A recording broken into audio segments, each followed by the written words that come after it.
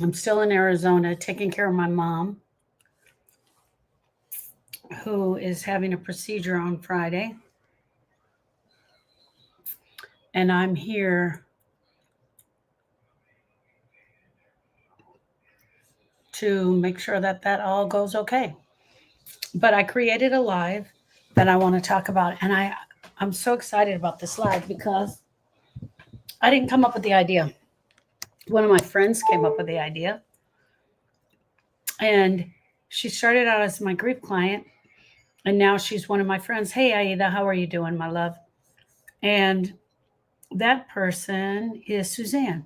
We were talking the other day about grief, and we just like to sit down and break down kind of how grief is and what people think about grief. And we're always um, kind of brainstorming. Hey, Suzanne, that's Suzanne, the Suzanne that I'm talking about right there.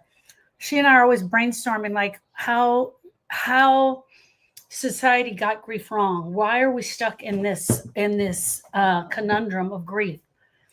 And while we were sitting there talking about it, she just said to me, "You know what, Sharon? I've been thinking about this and I really wanted to share it with you. I think that the reason that grief is so hard for people to understand or to move beyond or for people outside to understand is because it's not tangible." And thank you, Suzanne, for the idea. And I created a live on it. I said, "Oh my gosh, that's amazing. I'm going to create a live on that." I didn't know I was going to do it right away, but I did because I was thinking about what did I want to talk about. And so here we are. And this tonight's live is dedicated to Suzanne, my friend, my grief friend, who hangs out with me as we talk all things grief and a broken heart. So um, thank you all for joining tonight. Tonight's title is called "Is Grief Tangible?" And it was so nifty, I actually made a little nifty name for it. Is grief tangible? Hold on one second. I'm trying to get the live going in the Facebook group, and I don't understand why it's so difficult. So, if you guys are new here, my name is Sharon Brubaker. I'm a grief specialist. I'm the owner of the Grief School, the place where healing begins, the place where you come when you are ready to deal with this grief. And I promise you, sitting around and doing nothing about it, doing nothing to move it, ta-da, is not going to move this grief at all. Hey, Debbie. But one of the things that Suzanne was saying the other day when we were talking about whether grief was tangible or not, and I think she and I actually talked about it a couple times, is she was like, "Can you imagine if, hey, Laura, how are you, my friend? Can you imagine if somebody cut your chest wide open? Like at the minute you had a grieving experience, your chest was cut wide open and it was opened up and I added in and it was oozing and goozing with all the gunk. Everybody around you would go, oh my gosh, she has a broken chest. She has broken chest syndrome." And they would give us the respect and the love that we needed based on our broken chest, based on our broken heart. But that's not what happens in grief. That's not what happens to our broken heart. People don't handle it that way. They see that we come upon a grieving experience and immediately they look down at our broken heart and they go right up to our brain and they're like, "I can help her with that. Girl, he wouldn't want you to be this way." That was one of the things we were talking about today in study hall. How do we know whether he would want us to be that way or not? How do we know whether they would want us to be this way? How can other people tell us how someone else would want us to react? So today we're talking about, is grief tangible? Is it tangible or not?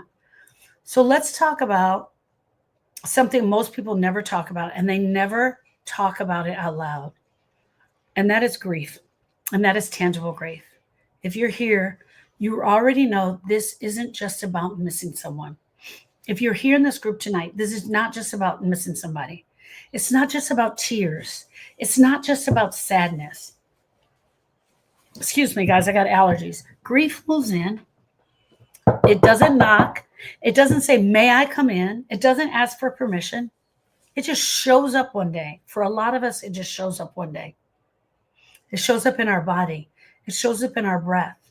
It shows up in our bones and it stays there. It literally makes camp in our body and it stays there.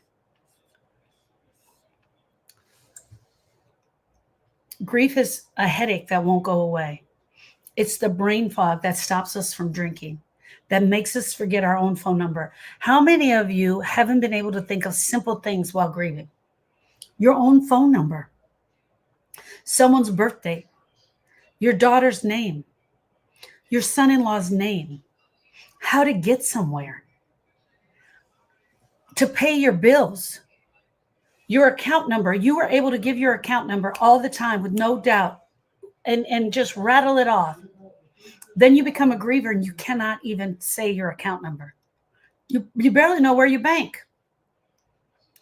Brain fog makes you forget your own phone number. How many of us have had nausea when the smell of something that reminds us of our person? Instead of feeling grieving and sad, we actually feel sick to our stomach.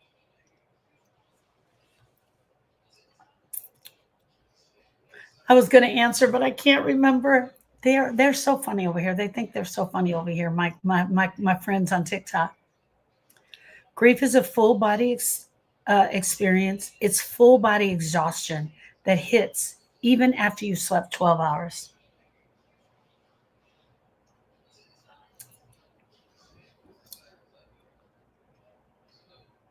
Someone told me once that grief even makes their bones tired. And I knew exactly what she meant. And that was not dramatic. It was not dramatic for her to say that because that's how grief is. Grief isn't just a feeling, it moves into your body. It is like you can't even raise your arm. It's not being able to raise your arm. Hey, young savage, we see you, my love. Aida says, I've forgotten what year I'm in. Grief and grief fog and pain can take everything away. Okay, let's take a pause right here. I want you all to just write into the comments, write a symptom of something that has shown up in your body that you didn't know was going to happen before grief. Write something that has shown up. I want to hear you say it out loud. What is something that has shown up in your grief that you didn't know? Back pain, stomach ache, your appetite disappearing, headaches, body aches. When I tell you that grief shows up in your body, it absolutely shows up. Grief isn't just a feeling. Even though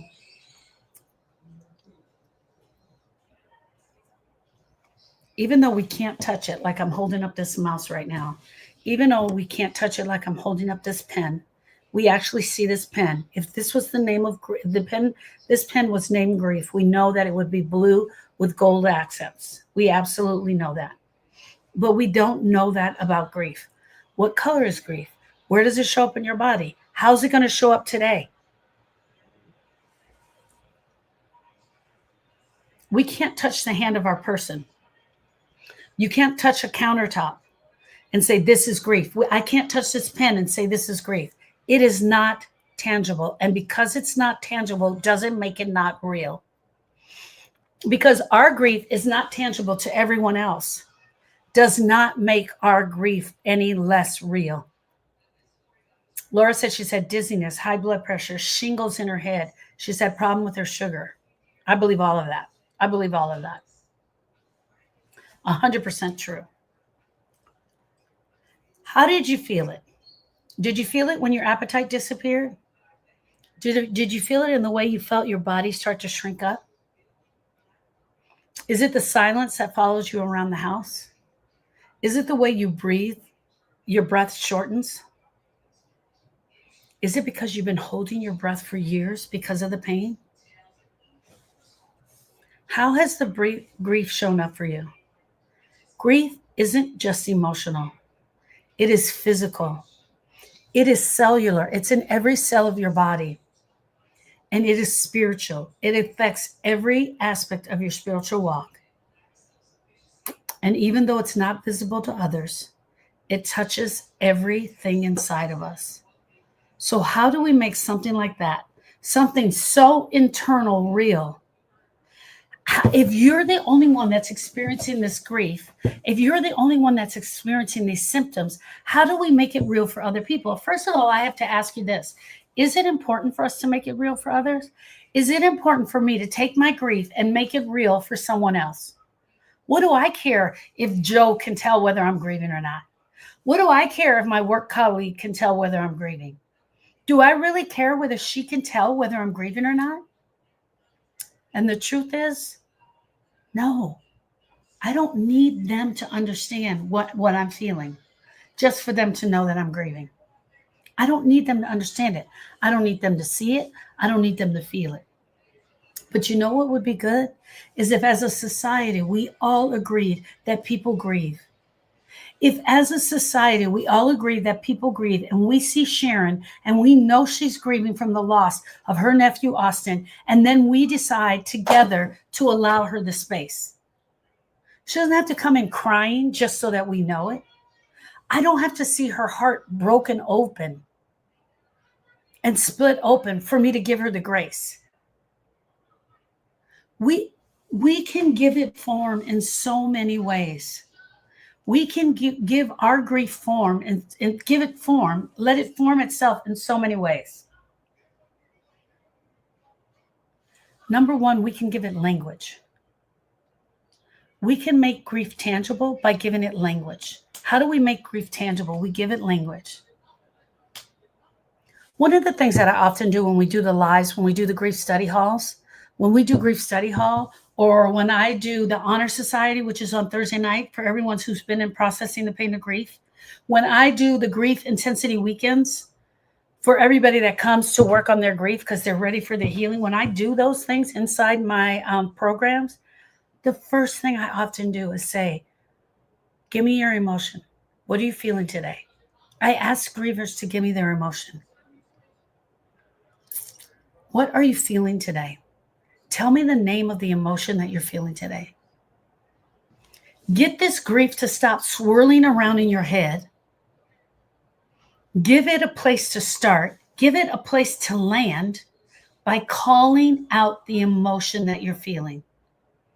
Debbie, pain, you feel pain in your heart. Give me the emotion that goes along with that pain, Miss Debbie. What emotion are you feeling with the pain? Pain can be described as something we feel all over our body. Pain can be something we feel in our head. What emotion does your heart feel with the pain?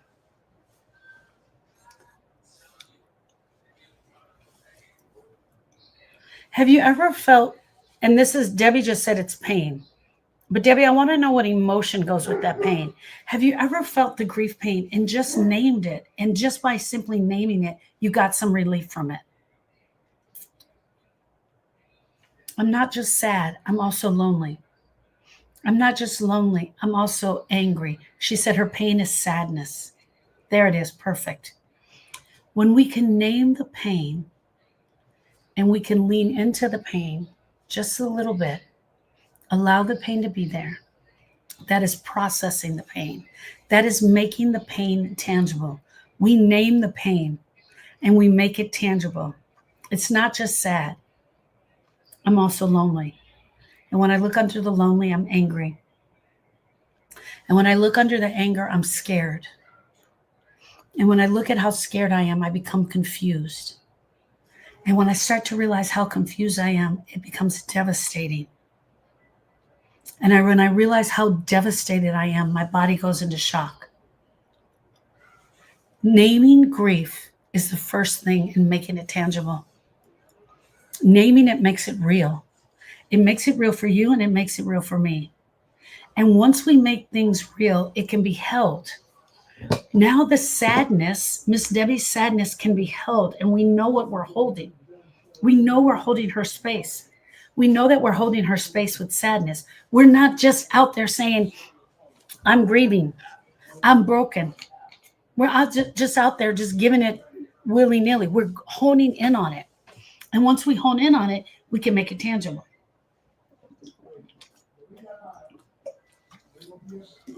Once we make it tangible, we have something to work with. You as the person that's holding the space for her, and she as the griever. And real things can be held. Real things can be talked about. Real things can be worked with. Let me say that again. Real things can be held. Real things can be talked about. Real things can be worked with. They don't just need to be there. We've been taught to say I'm fine to everyone. Hey girl, how you doing? Hey, how's your grief going? I heard you had a loss. Oh, I'm fine. Why wouldn't you say instead, like Miss Debbie just said, hey girl, how's it going? How's your grief going? This is the most painful thing I've ever felt. I'm so sad. Now your girlfriend has an option of what to do with that thing because now you just made it tangible for her. You didn't just call it grief. You didn't lie and say you were fine. You didn't keep your feelings inside and never express them. You're not just falling apart. You have something she can hold on to. This is so painful and I'm so sad. Why am I saying that? Because in order for us to start working on grief, Susanna and I both agreed that healing needs to become tangible so that you have to start being honest about it. We have to be honest about it so that they can understand we're giving them the honest response. We're not lying to them and giving them bullshit. We're giving them the honest response about grief. And one of the ways to make it honest is to make it tangible through our language.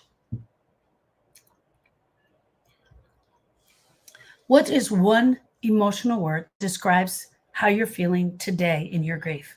What's one emotional word that describes how your grief is feeling in your body? Sad, mad, glad, afraid, embarrassed, angry, frustrated, confused, devastated, shocked, scared. What is the one word that shows you how you can describe your grief and make it tangible? Aida says anxious. Flaw Girl, what is one word? Give me an emotional word to describe your emotions. Debbie already said sadness. Relief. Oh, Manette. Oh. Mike Smith said numb. Fly Girl says anger. Yes, anger. Got it. Hey girl, how's your grief? This is really hard. I'm really angry. Hey girl, how's your grief? I'm going to do Monette's. This is really hard, but I did some work and I found some relief today. You see there? You actually make it tangible when you give it voice. When you give your grief a voice, when you talk about the thing that you've been holding on to, when you add an emotional word to it, you make it tangible for other people. As long as you're holding it in, it is not tangible. No one can help you with the invisible. Grief is invisible and no one can help you with that. But when you add a word to it, when you give it voice, you add some words to it. Flaw Girl's really struggling. She's really angry. Now it's something I can work with. The next time someone asks you about your grief, tell them the truth. This is the hardest thing I've ever done. But here's the deal. Suzanne, stop it. You're making me laugh. She said, the tangibility might stop the stupidity of people's responses. It not might, it will. Because look at it. Flaw Girl says she's angry. Think about this, Suzanne. You're walking into an office building. You see Flaw Girl. You know her from TikTok. You guys are always sharing your grief. Hey, girl. I know you from TikTok. I see you in Sharon's group. So sorry for Ian. So sorry for your broken heart. How's your grief going? Girl, I'm really angry. I'm so frustrated right now. I don't know if I'm going to make it through. You now have something to work with, Miss Suzanne. You have somewhere to go with her. Here's the other thing. Let's say you're not having a conversation with anyone. Let's say you're just talking to yourself. When you add the emotional word to that grief, when you give it voice to yourself, you now have something you can describe.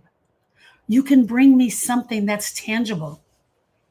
You can come to Grief Study Hall and you can tell me, Sharon, this happened and this is how I feel. We give it shape through our stories. We give shape to our grief through our stories. So, number one is give it voice by giving it language, calling it something. When you tell the story of your person, how they died, what you lost, what changed, the story pulls the grief out of the shadows. It gives the story gives the grief structure. It gives meaning. It makes it real. I don't care that it's been 6 months, 6 years, or 36 years, Monette. If telling the story helps you process, then it matters. Even if you have to, like two of my lovely ladies had to write stories about their grief today. They wanted to tell a story, so they wrote it out. They did it on their own, but they were able to come, one with a beautiful story of a garden and one with a beautiful story of a person. And they shared those beautiful stories. I don't care if it's been 6 months or 6 years. Telling a story helps process. Today in Grief Study Hall, I was telling the story of Austin. Part of the story that I have never told before, you guys. I was telling the story of the day Austin died. How Austin died drowned at the lake due to carbon monoxide poisoning. I was telling the story of him sitting by the boat and how the carbon monoxide took him over. I very rarely share that story. And today I just happened to tell the story. And everybody who was in Grief Study Hall was just listening. And they held my space because the story was tangible. The story was real. So I asked you, what is your grief story? What is the grief story you're telling?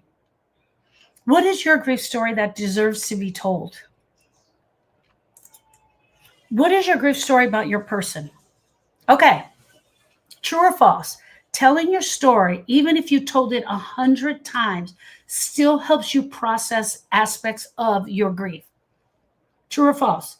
I don't care if you told your story 100 times. Just telling your story, every single time you hear yourself tell the story, another part of the story becomes real. Another part of the story is a part that helps you in your healing. It's true. Every time you tell a part of your story. Okay, so 2 ways we're going to make grief tangible. Friends, we cannot open up our chest and bleed out for everyone. But we can give it language and give it voice. We can give voice to the grief by labeling it. 2, we can tell a story.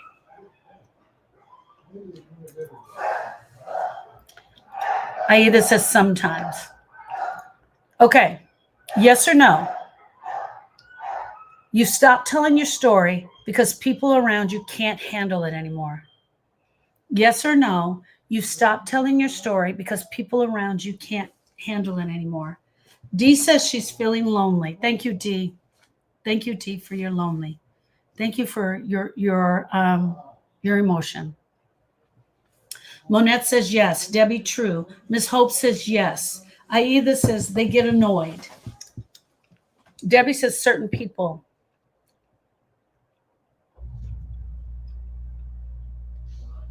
Laura says telling your story much healing comes from telling your story and hearing your story, right? Good or bad. Suzanne says they either can't handle it or their reactions are so inappropriate you stop trying. So over time, sometimes we do stop trying. I agree with you, Suzanne. Yes. I want you guys to hear me. Everybody hear me. Your story deserves to be heard. Your story deserves to be heard. Your person deserves to be remembered. Your person deserves to be remembered. Your story deserves to be heard. But more importantly, more than anything else, your story deserves to be witnessed. Your story deserves to be witnessed. Hope says, I think they're tired of hearing it. Miss Hope, then find new people to listen. I'll listen. Laura says, I feel completely abandoned after Frank died. That's why grief supports do so well. That's why study hall does so well. That's why coming to the lives does do so well. When we get around other grievers. Monet says they deserve our tears. Inside study hall, we say it again and again and again if we need to. Because every time you tell your story, a piece of that pain just feels a little bit better. Here's the other thing that I think is also important. It's also important for us as grievers to listen to other people's stories, to listen to the other things that people are saying, to hear what other grievers are saying.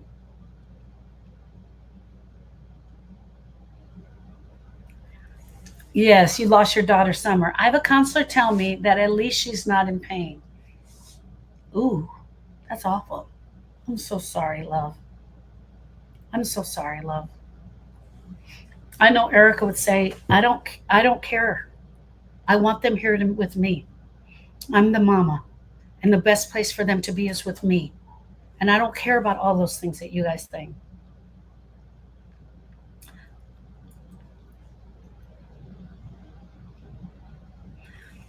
20222 said, it seems to help to tell small pieces at a time of the story. It seems to be more acceptable. Yes, you guys, we have to read the room. We have to read the room. If you're at a baby shower and everybody is trying to decide if it's going to be a boy or a girl, that ain't the time for you to tell your story. Sorry, we got to read the room. Even though the story is bursting out and you just want to get it out, even if you want to say, well, if Bob was here, he would pick boy, that's okay. If Bob was here, he would want me to pick a boy. So I'm going to pick a boy in honor of Bob. That part is okay.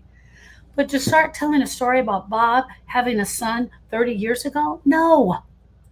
Read the room.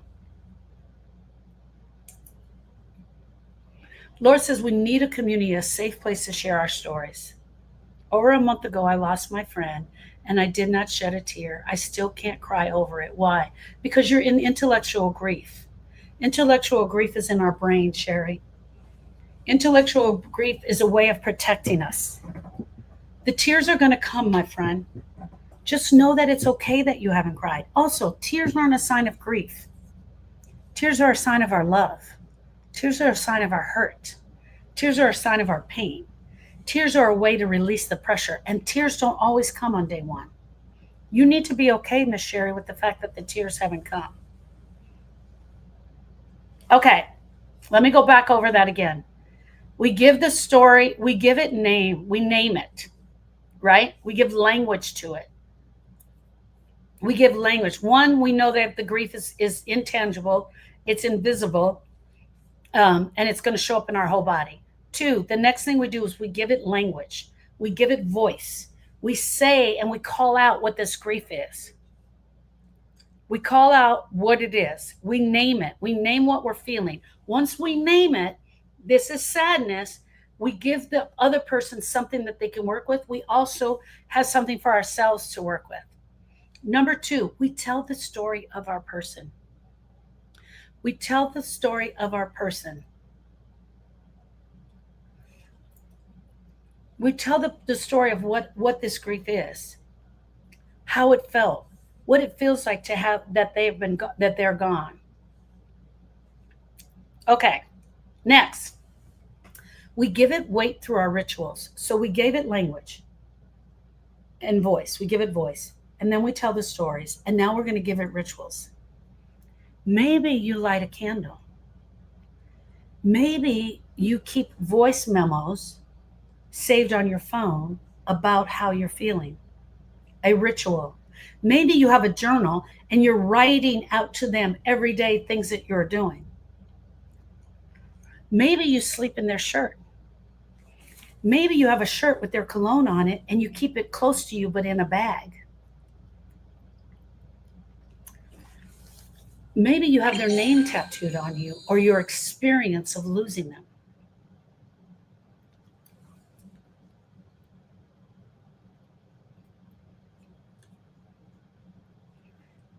Maybe you do the tattoo to make it visible. Maybe you're writing out their name over and over again on a piece of paper to make it visible. This is your love, ways of your love, reaching out for something to hold on to. Maybe you have something tangible of theirs that this is their favorite thing, and you carry it in your purse with you. Maybe you're wearing their clothes. Maybe you're taking a shower and using their shampoo and soap. Maybe you're using Old Spice now.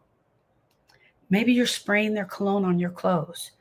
Any of these rituals that you are doing makes the grief tangible for you and for them. Thank you, Suzanne. What is a ritual that has helped you stay connected to your person? What's a ritual that has helped you stay connected to your person? Hey, TikTok, I'm going to finish the class. And when I'm done with the class, I'm going to come in here and answer any of these questions. Monette, you left that out. I definitely want to hear about that. You play their favorite song. You listen to their radio station. You go have their favorite wings. When we create rituals for our person, whether it's daily, once a year, once a week, once a month, we give grief a place to go, which also makes it tangible. We give the grief away a place to go, and it helps to make it tangible. Friends, you're the one that has to make it tangible, not me. I've already made my grief tangible. It is up to you to decide what you're going to do to make the grief tangible for you.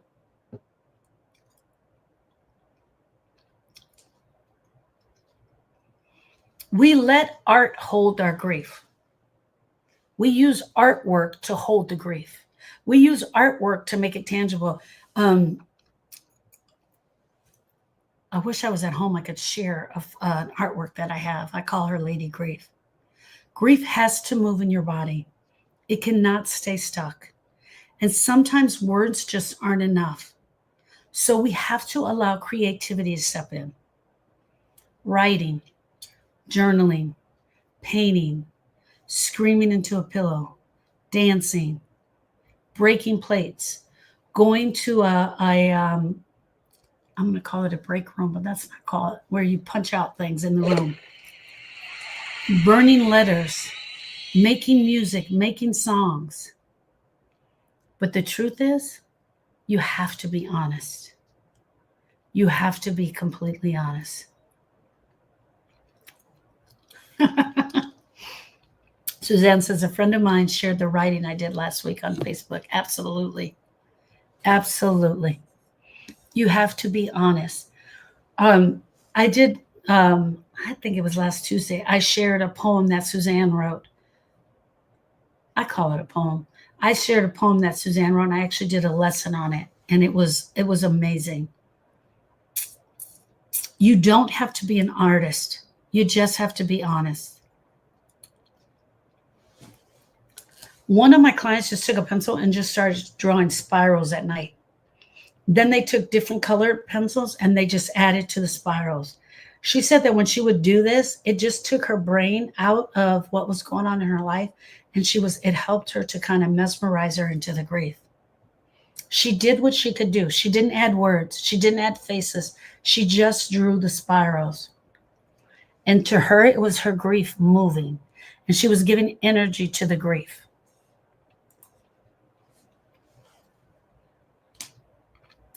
We make it real through witnessing. One of the most powerful tools we have is to be seen. But if you're going to be seen and the person around you doesn't know what they're seeing you for, the grief can fall flat. The grief can absolutely fall flat. But by you naming the grief, you naming the emotion, they have something tangible. By you giving it voice, telling the story about your grief, they have now something tangible that they can share with you, right? By you doing some artwork and sharing that artwork with others, you've now made the grief tangible, something that they can share. By you lighting a candle or you wearing that cologne and you sharing with somebody, I'm wearing his cologne, you've now made it tangible. Once we make it tangible, when the people around us come up, we now have something that we can share with them and talk. We make it real through witnessing it.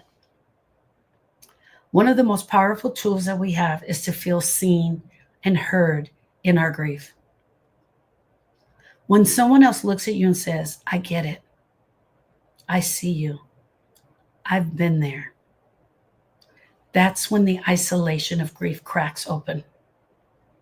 That's when grief can start to be shared. You don't say, I know exactly how you feel. It is the most disrespectful thing you can say in grief. We never say that to anyone. We don't say that.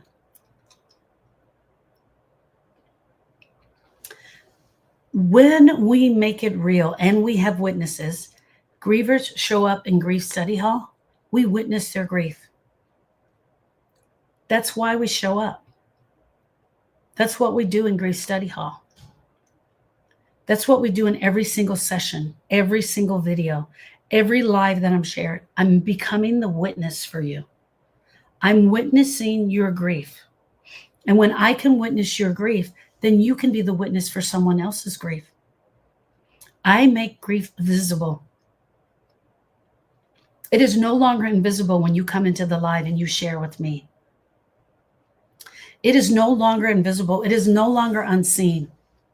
Because the moment that you share your grief with me and we start talking about it, it makes it visible for everybody else in the live. True or false, everyone, true or false? Grief becomes heavier when no one else acknowledges it. When no one else is talking about your grief, it almost seems heavier. When no one else is moving the grief, it almost seems heavier. True or false? Flawgirl says true. Tamara says true.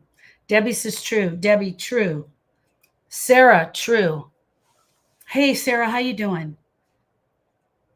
True. Laura says true. Tracy, true. When no one is talking about it, it makes it heavier. When no one is talking about it, then you don't feel safe talking about it. It makes it heavy. When they're not talking about it, you're not talking about it. It makes it heavy. Yes or no? Yes or no? Do you feel like you've been grieving all alone? Yes or no? I feel like I'm grieving all alone. Yes or no? E.T. says yes. Hiya, Hope. How was yesterday? Suzanne said. Flawgirl says yes. Tracy, yes. Debbie, yes. Aida says yes. Sarah, yes, definitely. Sherry, yes. Ralph, yes. Debbie says, not since I met you. Not since I met you either, girl. I'm coming to see that garden. You think I'm not. Having my son moving back home with us, both grieving and talking, has helped greatly. Tamara, oh my goodness. How amazing. Even with supportive people, I feel alone. Yeah, I hear you, Miss Hope. I hear you.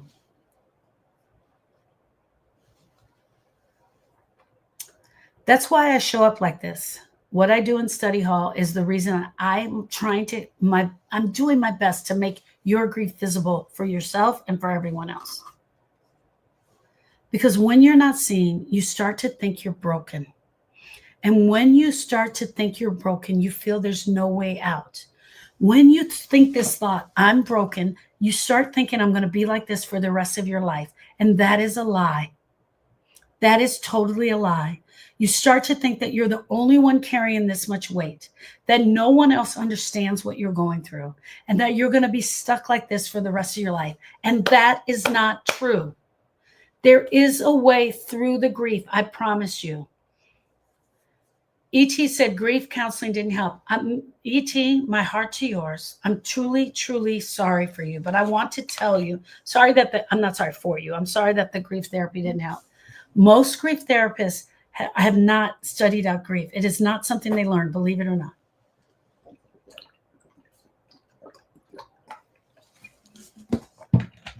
I'm going to be interviewing 2 therapists here on my podcast pretty soon. that have both been through my program so that they can share.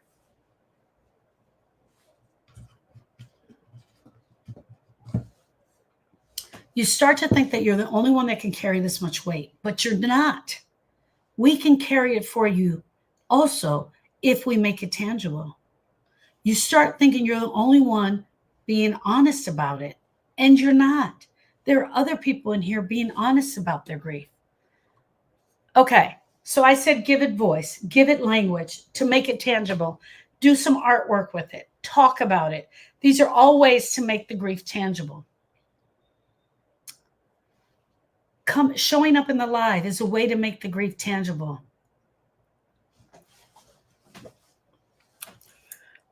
Dee says it's so true. And yes, thank you for being here. Let's imagine something for a second. What if grief was an object that looked a little bit like this? Would it be sharp on the end? I mean, so sharp that you couldn't touch it? Or would it be soft? Would it be heavy? Or would it be hollow and light? Would it glow in the dark? Or would it disappear in the dark?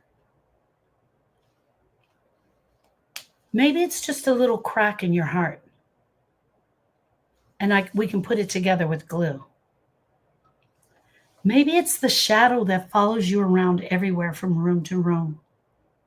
Maybe everywhere you go, and when you see your shadow, that's the grief. Maybe you have a box of memories, and grief only fits in that box. Maybe in that box, it's too painful for you to open, so you keep it shut and you carry it around. You carry this box with you everywhere you go, and you're scared to let it go.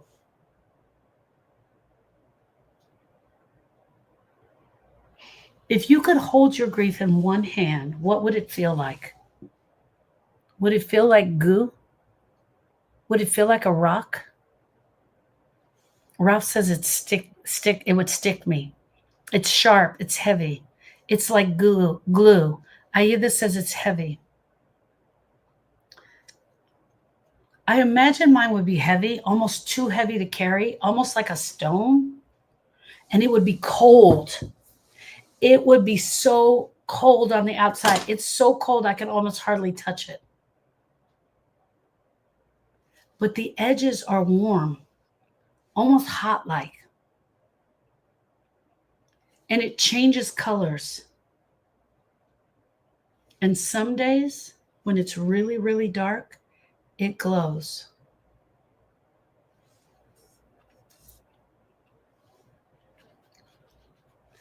I want you to imagine if grief were visible. If you could actually see the grief. If they could see the grief, oh, shards of glass. Oh my gosh. Sharp as hell, heavy as rocks. Shards of glass.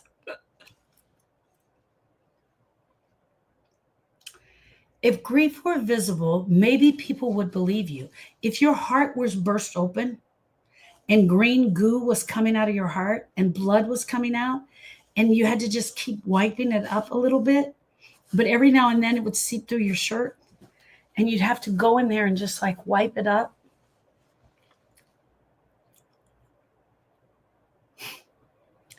If that were the case, would they stop saying, you should be better by now?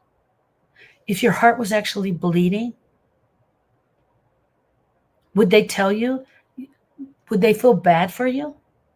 Would they stop saying, hey, there's plenty of fish in the sea? Maybe if they could see this open, gaping wound with pus and goo just coming out of it, the way it really feels, and shards of glass just falling out of it, like she said, maybe they'd go get you a Band-Aid. Maybe they'd get you the tissue to clean it up. Maybe they'd call 911 for you. Maybe they'd say, hey, let me help you with that. Debbie says, I feel like Linus and Snoopy with a dust cloud all around me. My grief is quiet and it comes alive and screams. Tamara, that's amazing. Amazing description. The grief definitely comes in waves. And when it hits you, is it hard to stand in that wave? Is it hard to stand in that wave? Hope says all of these things depend on the day and the hour. Here's your permission, friends. If you need to scream, I want you to scream. Scream into the pillow if you have to. If you need to write about it, I want you to write it out. Write it out. If you need to paint, Miss Hope is hearing me. If you need to paint, then paint. Break something. Wear his jacket. Wear his jacket every single day. Cry in your car. Cry in your car. Tell your story again and again at the appropriate times. And if they feel uncomfortable, let them be uncomfortable. That's not doing it wrong. That is making grief tangible. This is grief, my friends, and that is grief. That's you trying to survive something no one else has ever taught you how to survive. That's what making it visible is all about. That's you grieving out loud. It is you grieving out loud. And that is exactly what I help you do inside the Griever's Guide. I couldn't find the best definition of grief that I ever wanted, so I created it. If you go to the link in my bio and click on the link that says click here for hope. If you're in the live on Facebook, you click the link at the bottom of the page that says Beacons AI, the Grief School. Click on the link that says the Griever's Guide. I'm writing a book that's going to be out at the end of the month. It's called Grieve That Shit. Get on the wait list for Grieve That Shit. It's going into for the final drafts this week, the end of this week. The Griever's Guide is something that I'll give you back, hey, Bella Red, at the resource here.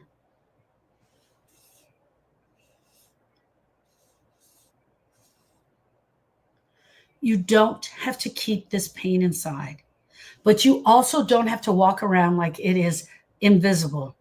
You don't have to walk around like it's invisible to make other people feel okay. You don't have to explain your grief to everyone. You just have to acknowledge it. You just have to acknowledge that you're grieving and that grief matters and that your pain matters.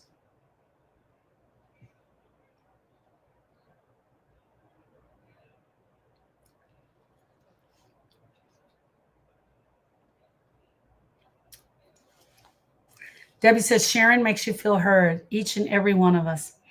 Am I wrong that it feels hard to find Dad's Day stuff for my stepdad when my dad died January 28th? Hey, Star, do you normally buy Father's Day stuff for your stepdad? Did you normally buy Father's Day stuff for him?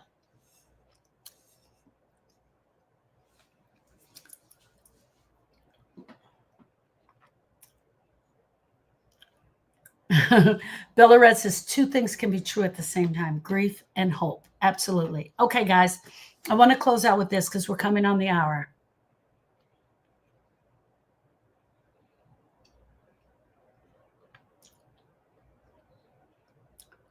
Okay, I asked this on the live, so I want to answer her question here before I close out. She said, yes, I do. But this year it's hard. All I can think of is my dad. Okay, all I can think of my dad is an intellectual thought. You saying, I can't buy anything for my stepdad for Father's Day. It's too hard. My dad died is a thought. And you're conflating the two together. You're putting the two together. Your dad died. That's round. Your stepfather is here for Father's Day. That's open. But you're doing this. You're putting the two together. Your stepdad is not dead. Your stepdad is not gone. He's still very much alive. And I don't know your relationship with stepdad, so I'm just going to throw this out. Your stepdad is also your friend. And you want to honor him on Father's Day for the day he showed up as a father figure to you. Period. He's not replacing your dad. You're not acknowledging that my dad, you are taking my dad's place. You're not acknowledging that. I think under the thought, I'm having a hard time buying something for my stepdad, there's another thought in there that ties back to your dad. But maybe if you thought this, I'm going to buy something for my stepdad to acknowledge that he has shown up for me as a father figure in my life. Period. He's not replacing your dad. And you buying him a card is not going to put him in that spot. I hope that helps. The other thing is, it's intellectual and it's all in your head. So just make sure you're not overthinking it. Tamara, hold on. I'm going to be right with you. I'm going to close out the live. Hey, everybody. Thank you for that. That was a great question, Star. I hope that helped. Let me close out with this. You're not weak. You're not broken. You're not imagining this. This is harder than you thought. Not having people show up for you makes it even harder than that. Your grief is real. Your pain is valid. And healing is possible. But the first step towards healing is really grabbing this grief, making it tangible. You don't have to carry this forever, my friends. And you don't have to be alone while you do it. You do not have to suffer.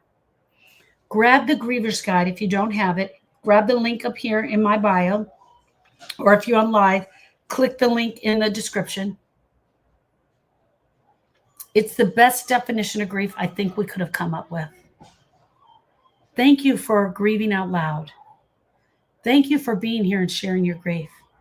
And thank you for doing the hardest thing, showing up for yourself and showing up with your whole heart. I will see you guys tomorrow. Hold on.